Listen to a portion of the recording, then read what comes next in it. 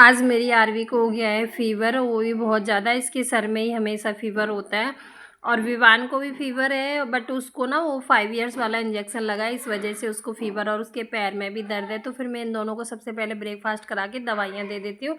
Then इसके बाद मैं अपना छोटा मोटा घर का काम निपटाती हूँ, क्योंकि आज है अगोष्टमी और मेरा है फास्ट। फिर मैं नहा धो के हम तीनों रेडी हो जाते हैं अघोई माता की कहानी सुनने के लिए और उनका सिंहासन लगाने के लिए।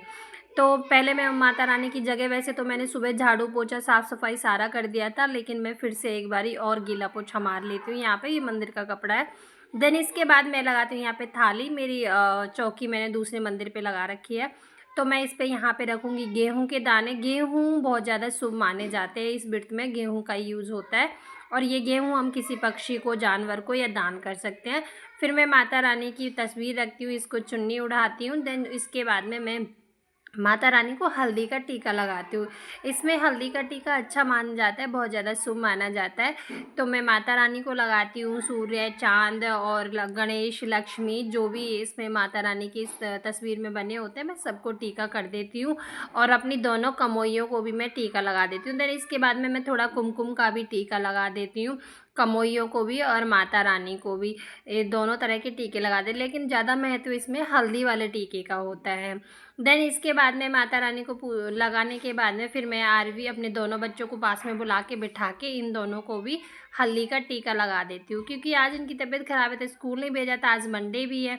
तो मैंने कहा आप दोनों घर पे ही रहो और मेरी भी अघोई माता की कहानी आप दोनों मेरे पास बैठ के सुनना। कहते हैं कि अकेले नहीं सुनते, इसलिए। तो फिर मैंने माता रानी को स्नान वगैरह कराया और फूल पुष्प जो भी मेरे पे बना वो मैंने माता रानी को बड़े ही प्यार के साथ में चढ़ा दिया। इसमें एक गेहूं का, एक मैंने ऐसे भी ढेरी भी बना सकते हैं, लेकिन मैंने एक चीक्सा लिया हुआ है। इसमें मैंने एक घी का दीपक जला दिया है, जो कि मैं माता रानी का पूरे दिन जलाने वाली हूँ। और दीपक जलाते हुए मैंने अपने अंदर में ही दीपक जला के माता रानी को प्रार्थना की। देन इसके बाद में मैंने अपने जो भी हमारे घर में बुजुर्ग होते हैं उनके लिए कुछ चीज़ें हम मुंस के रखते हैं, जैसे कि मेरे पे जो भी बना मैंने उनके लिए अपने करुए पे मुंस के रख दिया। फिर उसके बाद हम जो हमारे घर में जो भी फल हो आप वो रख सकते हो, और सीजनेबल सिंगाड़े होते हैं जो कि माता रानी को बहुत ज़्यादा प्रिय होते हैं, वो मैंने चढ़ा दिए थे। देन इसके बाद में मैं थोड़े गेहूं के दाने अपने हाथ में रख के और माता रानी से प्रार्थना करती हूँ कि माता रानी मेरे व्रत को सफल करना और मेरे बच्चों को हर बुरी नज़र से आप बचा के रखना। देन इसके बाद मैंने दोनों बच्चों को भी अपने थोड़े थोड़े से गेहूं के दाने दे देती हूँ और कहानी कहती हूँ। कहानी कहने के बाद जो हमारे ये जो होते हैं, सॉरी, गेहूं होते हैं, इनको हम पल्ले में बांध सकते हैं या आप इनको किसी बर्तन में डाल के उसी प्लेट में रख सकते हो, क्योंकि इन्हीं से हम रात को चांद तारों को अर्घ देंगे जब हम अपना व्रत खोलेंगे। देन इसके बाद में मैं अपना पानी का लोटा उठा के ऊपर चली जाती हूँ। कहानी हमारी पूर्ण हुई है, इसलिए मैं सूर्य भगवान को जल चढ़ाऊंगी और प्रार्थना करूंगी कि भगवान मेरा पूरा दिन अच्छे से जाए और मेरे बच्चों पे आपकी कृपा बनी रहे। देन इसके बाद मैं अपने भोले बाबा को नहलाती हूँ बड़े ही प्यार से, और वहीं से तोड़ के थोड़े से फूल वगैरह भी मैं अपने भोले बाबा पे चढ़ा देती हूँ। ये मैंने अपना छोटा सा गार्डन बना रखा है, यहीं मैंने भोले बाबा की शिवलिंग रख रखी है, क्योंकि हमारी मंदिर बहुत ज़्यादा दूर है। देन शाम हो जाती है, उसके बाद में मैं वो मीठे पूड़े बनाते हैं, इसमें पूड़ियाँ बनाते हैं, हलवा बनाते हैं, सब्ज़ी मैंने सारी चीज़ें बना के रखी थी, क्योंकि माता रानी को ना अठावरी चढ़ानी होती है, ये बच्चों के लिए ही होता है। इसके साथ साथ में फिर ये आरवी ने मेरे लिए बड़ा ही प्यारा सा कार्ड बनाया, मेरी बेटी ने सुंदर सुंदर सी लाइनें लिखी हैं इसमें, और एक स्टिकर बनाया है और फूल भी लेके आई है।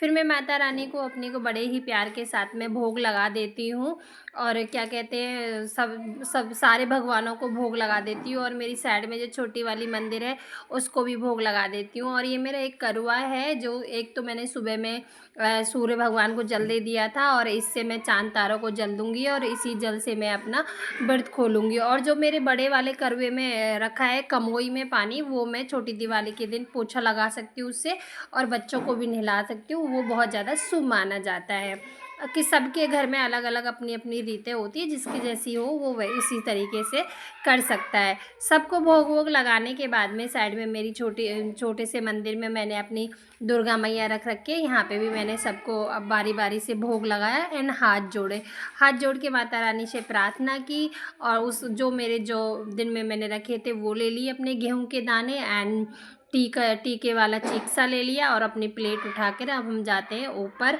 और अपने चांद तारों को देंगे पानी और उसके बाद हम खोलेंगे अपना व्रत। तो मैं अपने दोनों बच्चों को अपने साथ ले लेती हूँ, एक जोत भी ले लेती हूँ और यहाँ पे भोग लगाने के बाद फिर मैं ऊपर चली जाती हूँ। ऊपर जाने के बाद सबसे पहले मैंने देखा कि किधर से मुझे तारे दिख रहे हैं और चाँद दिख रहा है, तो फिर मैंने पानी दिया भगवान से प्रार्थना करते हुए कि जिस तरीके से आपने मेरा पूरा दिन सफल बनाया, अच्छे से बिताया, उसी दिन हर माता का दिन, अहोई माता, हर माता का दिन ऐसे ही निकले अच्छे से। फिर मैंने अपने बच्चों के हाथ से पानी पिया, पानी पी के मैंने अपना व्रत पूरा किया। माता रानी मेरे बच्चों पे अपना आशीर्वाद हमेशा बनाए रखना, उनको हर दुख से दूर रखना। देन इसके और इसी तरह से हर माता का भी व्रत पूरा हो। विवान मेरे पैर छूता है, आरवी को मैं गले से लगाती हूँ। देन इसके बाद में भोले बाबा को भोग लगाती हूँ और उससे पहले मैंने अपने गोकू को भी टीका वीका लगाया था। इस तरीके से मैंने अपना पूरा अघोई अष्टमी का व्रत किया है। आपको कैसा लगा प्लीज़ कमेंट करके ज़रूर